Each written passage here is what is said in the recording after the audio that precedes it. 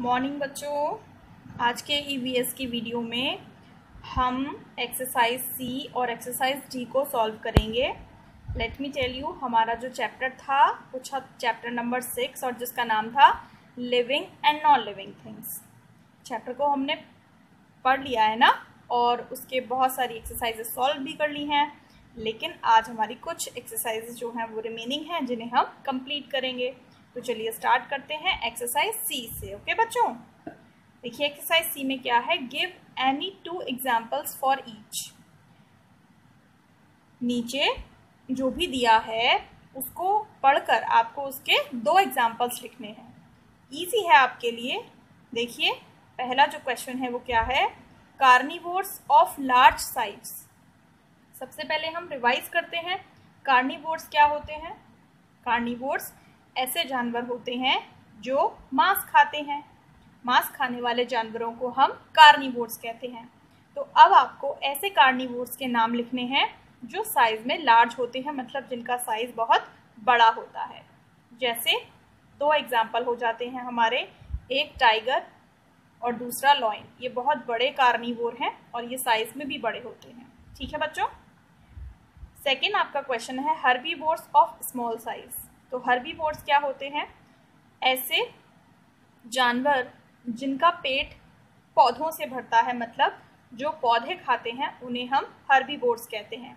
और आपको ऐसे हर्बीवोर्स के नाम लिखने हैं जिनका साइज छोटा होता है, स्मॉल होता है। वैसे तो हर्बीवोर्स में बेस्ट एग्जाम्पल काऊ या बफेलो होते हैं, लेकिन उनका साइज बड़ा होता है। तो हम यहाँ पर स्मॉल साइज वाले एनिमल्स की बात करेंगे, जैसे रैबिट। रैबिट कभी भी फ्लैश या मीट नहीं खाता है, वो हमेशा प्लांट्स या प्लांट्स के प्रोडक्ट ही खाता है। दूसरा है आपका एक छोटा एनिमल गोट, मतलब बकरी। तो बकरी भी हमेशा घास फूस ही खाती है। ठीक है। थर्ड आपका क्वेश्चन है स्कैवेंजर्स। स्कैवेंजर्स कौन होते हैं, ऐसे जानवर जो सड़े गले मांस को खाते हैं, उन्हें हम स्कैवेंजर्स बोलते हैं। जैसे कि आपका वल्चर मतलब गिद्ध और क्रोज मतलब कॉय। तो आपकी जो गिद्ध होता है और जो आपके कॉय होते हैं, कॉय ही बोलेंगे बहुवचन में, तो जो आपके क्रोज होते हैं वो स्कैवेंजर्स होते हैं। वो शिकार करके नहीं खाते हैं। अगर शिकार किया हुआ कोई भी जानवर मरा हुआ सड़ा हुआ पड़ा रहता है तो वो उसको खा जाते हैं। फोर्थ आपका क्वेश्चन है डीकम्पोजर्स। डीकम्पोजर्स क्या होते हैं, डीकम्पोजर्स जो हैं वो उसके एग्जाम्पल हैं आपके बैक्टीरिया और फंगी। तो डीकम्पोजर्स क्या करते हैं, जो जानवर मर चुका होता है उसके अंदर जो कंपोनेंट्स होते हैं उनको वो छोटे छोटे पार्ट्स में ब्रेक डाउन कर देते हैं। ठीक है, मतलब हमारी जो बॉडी होती है वो जिन भी कंपोनेंट्स की बनी होती है, डीकम्पोजर्स उन कंपोनेंट्स को सिंपलर मॉलिक्यूल्स में तोड़ देते हैं और उसके बाद उसको सॉइल में मिला देते हैं। जैसे कि आपके फंगी और बैक्टीरिया, इनका साइज बहुत ही छोटा होता है, तो ये हमें अपनी नेकेड आई से दिखाई नहीं देते हैं। ठीक है, तो ये आपका क्वेश्चन था, क्वेश्चन डी, जिसमें हमें 2 एग्जाम्पल्स लिखने थे, वो हमने सॉल्व कर लिया है। अब हम चलते हैं क्वेश्चन नंबर डी पर। Answer the following questions. तो हमारे सामने कुछ क्वेश्चंस हैं, उनको हमें आंसर करना है। तो हमने आंसर्स जो हैं वो नोटबुक पर लिखे हुए हैं, तो चलिए हम वहाँ से इनको पढ़ते हैं।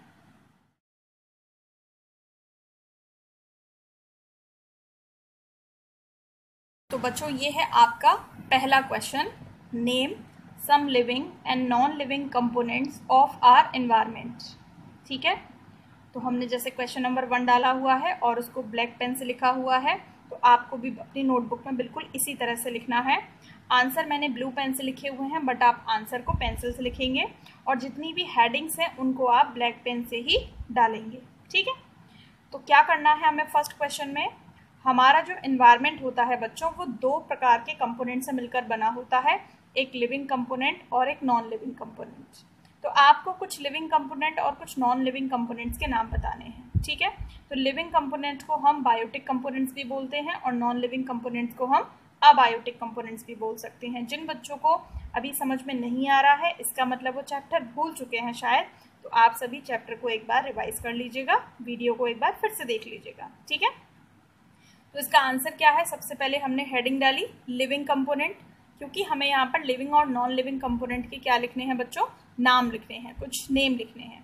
तो लिविंग कंपोनेंट्स कौन से होते हैं, जैसे plants, animals and human beings.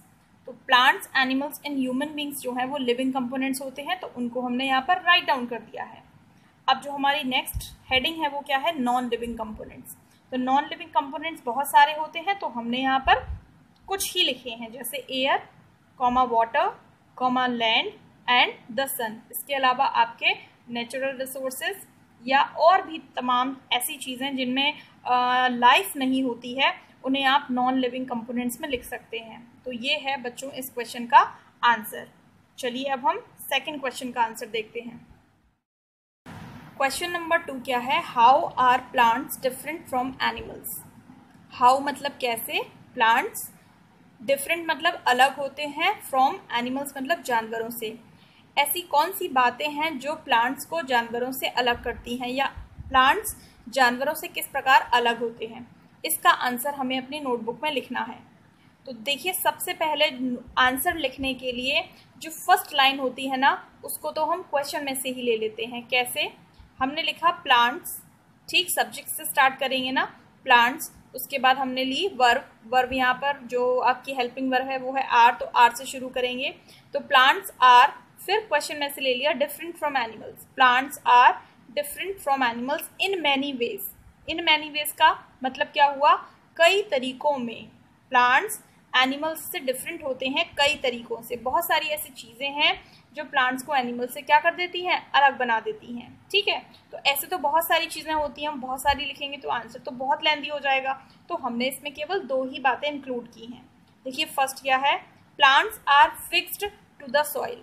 पहली चीज़ जो प्लांट्स को एनिमल से अलग करती है वो क्या है, प्लांट्स आर फिक्स्ड। प्लांट्स जो होते हैं वो फिक्स्ड होते हैं, मतलब एक ही जगह स्थिर होते हैं। आपने एडजेक्टिव में फिक्स्ड वर्ड याद किया होगा, और फिक्स्ड का मतलब होता है स्थिर। तो प्लांट्स स्थिर होते हैं कहाँ पर, मिट्टी में। एक जगह अगर आप पौधा लगा दें तो वो एक ही जगह बना रहता है, वहाँ से हटता या हिलता डुलता नहीं है। बट लेकिन एनिमल्स कैन मूव। एनिमल्स के बारे में हम ये बात नहीं कह सकते हैं कि एनिमल्स भी एक जगह फिक्स्ड होते हैं। नहीं, एनिमल्स जो हैं वो मूव करते हैं, एक स्थान से दूसरे स्थान पर एनिमल्स जाते हैं। क्यों जाते हैं, या तो खाने की तलाश में जाते हैं या फिर रहने की तलाश में जाते हैं। तो वो उनका काम है चलना, लेकिन प्लांट्स का काम चलना नहीं है, प्लांट्स फिक्स्ड होते हैं। तो ये दोनों चीज़ें प्लांट्स में और एनिमल्स में एक दूसरे से डिफरेंट है। बच्चों, हमारा सेकंड पॉइंट है, plants can make their own food. Plants जो होते हैं वो अपना खाना खुद बना सकते हैं, बट एनिमल्स फीड। एनिमल्स जो हैं वो फीड करते हैं, मतलब भोजन करते हैं, निर्भर होते हैं ऑन प्लांट्स और अदर एनिमल्स। जो एनिमल्स होते हैं वो भोजन अपना खुद नहीं बना सकते हैं। वो क्या खाते हैं, वो प्लांट्स खाते हैं या फिर वो दूसरे जानवरों को खाते हैं। तो ये एक दोनों में एक बहुत ही बड़ा डिफरेंस है, मेजर डिफरेंस है प्लांट्स और एनिमल्स के बीच में। तो ये है इसका आंसर, जिसमें हमने केवल 2 ही पॉइंट्स इंक्लूड किए हैं। अगर हम ज़्यादा लिखना चाहते हैं तो हम 3 या 4 पॉइंट्स भी इंक्लूड कर सकते हैं। ठीक है बच्चों, अब हम चलते हैं क्वेश्चन नंबर 3 पर। सो स्टूडेंट्स, क्वेश्चन नंबर 3 है डिफरेंशिएट, है ना, क्या लिखा है, differentiate between biotic and abiotic components. Biotic मतलब लिविंग और अबायोटिक मतलब नॉन लिविंग। तो आपको लिविंग और नॉन लिविंग कंपोनेंट्स में क्या करना है, डिफरेंशिएट करना है। ये एक वर्ब है, मतलब अंतर बताना है कि लिविंग और नॉन लिविंग कंपोनेंट्स या थिंग में डिफरेंस क्या होता है। ठीक है, तो जब भी हम डिफरेंस बताते हैं, 2 चीज़ों के बीच में डिफरेंशिएशन करते हैं, तो हम क्या करते हैं, एक मिडिल लाइन बनाते हैं और जिन दोनों चीज़ों के बीच में हमको डिफरेंस लिखना है उनका टाइटल डालते हैं। जैसे मैंने यहाँ पर डाला है बायोटिक कंपोनेंट्स और यहाँ पर डाला है अबायोटिक कंपोनेंट्स। उसके बाद एक पॉइंट हम बायोटिक कंपोनेंट्स के बारे में लिखते हैं और उसी के रिवर्स में हम दूसरा पॉइंट, दूसरा जो हमारा हेडिंग दी है, टाइटल दिया है, उसके बारे में लिखते हैं। जैसे हमने यहाँ पर लिखा है बायोटिक कंपोनेंट्स के बारे में कि they can form their young once. जो बायोटिक कंपोनेंट्स होते हैं वो यंग वंस को क्या कर सकते हैं, फॉर्म कर सकते हैं। फॉर्म करने का मतलब बना सकते हैं। यंग वंस का मतलब होता है बच्चे। जो बायोटिक कंपोनेंट्स हैं वो अपने बच्चों को जन्म दे सकते हैं। जैसे प्लांट्स, प्लांट से प्लांट्स बन जाते हैं, ह्यूमन बींग से ह्यूमन बींग बन जाता है और एनिमल से एनिमल बन जाते हैं। लेकिन अबायोटिक कंपोनेंट्स के बारे में हम ऐसा नहीं बोल सकते हैं। They can not form their young ones, वे अपने यंग वंस नहीं बना सकते। एक पहाड़ से दूसरा पहाड़ नहीं बनता ना, एक नदी से दूसरी नदी नहीं बनती, एक सूरज से दूसरा सूरज नहीं बनता, तो ये अपने बच्चों को जन्म नहीं दे सकते हैं। ठीक है, अब इसमें हम सेकंड पॉइंट देखते हैं। सेकंड पॉइंट क्या है, दे हैव सेंस। जो बायोटिक कंपोनेंट्स होते हैं उनमें सेंस होता है। टू टेस्ट, टेस्ट कर सकते हैं वो, सी देख सकते हैं वो, एंड स्मेल और स्मेल कर सकते हैं वो। जो बायोटिक कंपोनेंट्स होते हैं उनमें एक सेंस होता है, वो टच को फील कर सकते हैं, वो सुन सकते हैं, वो टेस्ट कर सकते हैं, बहुत सारी चीज़ें हैं, ज़रूरी नहीं है हम सारी चीज़ें यहाँ पर लिखने में इंक्लूड करें, बट ऐसा है कि उनमें सेंस होता है। जबकि अबायोटिक कंपोनेंट्स के बारे में हम क्या बोल सकते हैं, they do not have any sense to feel anything. उनके पास कोई भी सेंस नहीं होता, वो कुछ भी फील नहीं कर सकते हैं। ठीक है, बायोटिक कंपोनेंट्स के पास फीलिंग होती है, सेंस होता है, सेंसेशन होते हैं, लेकिन अबायोटिक कंपोनेंट्स के पास कोई भी सेंस नहीं होता, वो कोई भी चीज़ फील नहीं कर सकते हैं, ना वो टेस्ट कर सकते हैं, ना वो सी कर सकते हैं, ना वो मतलब देख सकते हैं, ना वो स्मेल कर सकते हैं, और ना ही वो सुन सकते हैं। तो ये दोनों के बीच में मेजर डिफरेंस थे। यहाँ हमने केवल 2 ही पॉइंट्स इंक्लूड किए हैं। अगर क्वेश्चन में डिमांड है, अगर क्वेश्चन में पूछा जाता है कि 3 बातें लिखनी है तो फिर हमें 3 पॉइंट्स लिखने पड़ेंगे, अगर 4 चीज़ें लिखनी है तो हमें 4 पॉइंट्स लिखने पड़ेंगे। तो जब भी हमें डिफरेंस करना है तो कम से कम हमें 2 पॉइंट्स तो देने ही देने चाहिए। ठीक है, अब हम चलते हैं नेक्स्ट क्वेश्चन पर। ये है आपका question number 4, describe the 3 categories of living things. जो लिविंग थिंग्स होते हैं, जो बायोटिक कंपोनेंट्स होते हैं, उनकी 3 कैटेगरी होती है, मतलब 3 टाइप के होते हैं, वो 3 प्रकार के होते हैं। तो उन तीनों प्रकारों को आपको डिस्क्राइब करना है। जब भी डिस्क्राइब वर्ड दिया हो, इसका मतलब केवल नाम नहीं लिखना है, बल्कि उनको एक्सप्लेन करना है, आपको उनका वर्णन करना है आपको। ठीक है, तो इसका आंसर हमने कैसे लिखा, देखिए, these are the 3 categories of living things. Living things की 3 कैटेगरी ये हैं। अब ये है कहाँ है, मतलब नीचे हैं। आप ऐसे भी लिख सकते हो कि there are 3 categories of living things, there are 3 categories of living things which are given below, जिनको नीचे दिया गया है। ठीक है, जैसे आपका मन करे वैसे आप लिख सकते हो। मैंने ऐसे लिखा है कि these are the 3 categories of living things. Living things की 3 कैटेगरीज है। ठीक है, कौन कौन सी हैं, producers, consumers and decomposers. Living things को हमने 3 कैटेगरी में डिवाइड किया है। तो सबसे पहले प्रोड्यूसर्स है। हम केवल इनका नाम लिखकर नहीं छोड़ सकते हैं, क्योंकि क्वेश्चन में हमें ये दिया है कि हमें इनको डिस्क्राइब करना है, इसलिए हमने इनके बारे में थोड़ा सा लिखा है। क्या है, प्रोड्यूसर्स क्या होते हैं, they can make their own food, वे अपना भोजन खुद बना सकते हैं, using abiotic components, abiotic components को यूज करके, जैसे कि air, water, sunlight and carbon dioxide. ठीक है, तो air, water, sunlight and carbon dioxide ये सभी अबायोटिक कंपोनेंट्स हैं, और इनको यूज करके जो प्रोड्यूसर्स हैं वो अपना खाना खुद बना सकते हैं। और प्रोड्यूसर्स में कौन आते हैं, एग्जाम्पल में प्लांट्स आते हैं। तो अगर हम चाहें तो इसमें एक एग्जाम्पल भी डाल सकते हैं, फॉर एग्जाम्पल प्लांट्स। ठीक है बच्चों, अब हम दूसरा इसका जो कैटेगरी है वो देखते हैं, वो है कंज्यूमर्स की। तो सेकंड कैटेगरी है कंज्यूमर्स की। कंज्यूमर्स को भी डिस्क्राइब करना है। दे can not make their own food. Consumers कौन होते हैं, वे अपना भोजन खुद नहीं बना सकते हैं। एंड ईट अदर एनिमल्स और प्लांट्स, और वो क्या करते हैं, दूसरे जानवरों को या पौधों को खाते हैं। तो वे अपना भोजन खुद नहीं बना सकते हैं, वे दूसरे जानवरों को या पौधों को खाते हैं। ठीक है, और जो तीसरी कैटेगरी है वो है डीकम्पोजर्स की। अब डीकम्पोजर्स क्या होते हैं, they eat dead bodies of plants and animals. वे प्लांट्स और एनिमल्स की डेड बॉडीज को खाते हैं। मैंने आपको बताया था प्लांट्स और एनिमल्स जो मर जाते हैं, ठीक, तो उनकी बॉडी को वो डीकम्पोज कर देते हैं, मतलब ब्रेक डाउन कर देते हैं, और ब्रेक डाउन करने के बाद उसको मिट्टी में मिला देते हैं या उसकी मिट्टी बना देते हैं। ठीक है, तो मतलब उन्हें पूरी तरह से डिस्ट्रॉय कर देते हैं, नष्ट कर देते हैं, खत्म कर देते हैं। वो किनका काम है, डीकम्पोजर्स का काम है। जैसे एग्जाम्पल में हमने अभी पढ़ा था, फंगी और बैक्टीरिया। बच्चों जो अगला क्वेश्चन है वो है हु आर स्कैवेंजर्स। स्कैवेंजर्स कौन होते हैं, तो स्कैवेंजर्स कौन होते हैं, जो सड़ा हुआ मांस खाते हैं, खराब हुआ बदबूदार मांस खाते हैं, उसे हम स्कैवेंजर्स बोलते हैं। डीकम्पोजर्स में और स्कैवेंजर्स में डिफरेंस होता है। ठीक है, जो लिविंग थिंग्स को तीन कैटेगरी में डिवाइड किया गया है, उनमें कौन कौन आते हैं? प्रोड्यूसर, कंज्यूमर्स और डीकम्पोजर्स। ठीक, लेकिन स्कैवेंजर्स जो हैं वो डीकम्पोजर से उनका कोई लेना देना नहीं है, वो कंज्यूमर का ही एक पार्ट है। बस जो कंज्यूमर्स होते हैं वो दो तरह के होते हैं ना, एक तो जो शिकार करके खाते हैं, ताज़ा मांस खाते हैं, और एक जो सड़ा हुआ बासी मांस खाते हैं, वो स्कैवेंजर्स होते हैं। तो animals that feed, way animals जो फीड करते हैं on the flash of dead animals, मरे हुए जानवरों के मांस पर, मतलब ऐसे एनिमल्स जो मरे हुए जानवरों का मांस खाते हैं, आर कॉल्ड स्कैवेंजर्स, उन्हें हम स्कैवेंजर्स बोलते हैं। जैसे कि आपका वल्चर है, जैसे कि आपके क्रोज हैं, और हाइना है मतलब लकड़बग्गा है। तो गिद्ध हैं, कौए हैं और लकड़बग्गे हैं, ये क्या कहलाते हैं? ये स्कैवेंजर्स कहलाते हैं।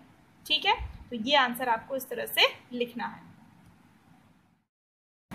बच्चों आपका 6th क्वेश्चन है, what do we get from plants and animals? क्या हम प्राप्त करते हैं पौधों से और जानवरों से? हम पौधों और जानवरों से क्या प्राप्त करते हैं? गिव सम एग्जाम्पल्स, कुछ एग्जाम्पल्स आपको देनी है। ठीक है, तो हम पौधों से क्या प्राप्त करते हैं और जानवरों से क्या प्राप्त करते हैं, ये चीज़ हमको इसमें बतानी है। तो पहला हमने पौधों से लिखा है और उसके बाद हमने जानवरों से लिखा है। तो देखिए, वी गेट फूड आइटम्स, हम फूड आइटम्स प्राप्त करते हैं, जैसे कि सीरियल्स, अनाज, पल्सेस, दालें, फ्रूट्स, फल, वेजिटेबल्स, सब्जियां, क्लोथ्स।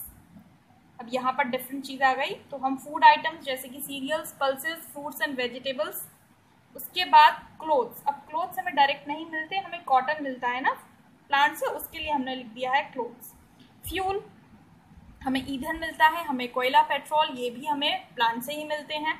वुड, लकड़ी मिलती है जिससे हम फर्नीचर बनाते हैं। पेपर, अब पेपर डायरेक्ट हमें प्लांट से नहीं मिलता, लेकिन प्लांट का जो पल्प है उसी से हम पेपर बनाते हैं। And so many other things from plants, और इसके अलावा प्लांट से हम बहुत सारी चीज़ें जैसे कि मेडिसिन है, हर्ब्स हैं, तमाम चीज़ें हमें पौधों से मिलती हैं, तो जिनके बारे में हम यहाँ पर जो भी हम जानते हैं लिख सकते हैं। ठीक है, अब हम एनिमल्स के बारे में देखते हैं। तो एनिमल्स के लिए हम लिखेंगे we get milk, meat, eggs, leather, चमड़ा मिलता है हमको, वूल मिलती है जिससे हम कपड़े बनाते हैं। फूड फ्रॉम एनिमल्स, एनिमल्स को हम एज अ फूड भी यूज़ करते हैं, जैसे कि बहुत सारे लोग सी फूड खाते हैं, तो हमें दूध है ना, मीट, एग्स, लेदर, वूल, फूड, ये सारी चीज़ें एनिमल से मिलती हैं। इसके अलावा ऑल्सो, इसके अलावा animals carry loads for us. ठीक, animals also carry loads for us, तो ऑल्सो हम स्टार्टिंग में भी लगा सकते हैं। एनिमल्स हमारे लिए लोड भी कैरी करते हैं, मतलब बोझा भी ढोते हैं। तो ये था इस क्वेश्चन का आंसर। तो आंसर लिखने का कोई एक पर्टिकुलर फॉर्म नहीं होता कि जैसा आपने अभी देखा है आंसर को आप वैसे लिख सकते हैं। अगर आप थोड़ा सोच कर, समझ कर और मज़े लेकर पढ़ेंगे तो आप अपना आंसर खुद भी बना सकते हैं। चैप्टर आपने पढ़ा हुआ है, चैप्टर आपके पास भी है, बुक आपके पास है, क्वेश्चंस आपके पास हैं। आप आंसर को कॉपी ना करके उसको समझ कर लिखें और कुछ उसको चेंज भी करें तो मुझे ज़्यादा अच्छा लगेगा। तो मेरी कोशिश थी मैं आपको ये समझा पाऊँ कि क्वेश्चंस के आंसर को फ्रेम कैसे करते हैं, बनाते कैसे हैं। ठीक है बच्चों, तो अब आप अपने चैप्टर की इस एक्सरसाइज को अच्छे से सॉल्व कर लीजिएगा नोटबुक पर। चैप्टर आपका फिनिश हो गया है। और एक चीज़ और आपको करनी है, आपको एक प्रोजेक्ट बनाना है। ठीक, और उस प्रोजेक्ट में आपको जो हमने 3 कैटेगरी पढ़ी है ना, प्रोड्यूसर, कंज्यूमर और डीकम्पोजर्स की, उसको बहुत अच्छे से डिस्क्राइब करना है और साथ में उनसे रिलेटेड जो भी पिक्चर्स आप अपने प्रोजेक्ट पर, अपने चार्ट पर पेस्ट कर सकते हैं वो आपको पेस्ट करनी है। ठीक है, तो आप वो बना लीजिए और उसकी फ़ोटो एक हमें भेज दीजिए। सो टिल देन बच्चों, take care of yourself, stay tuned, bye bye.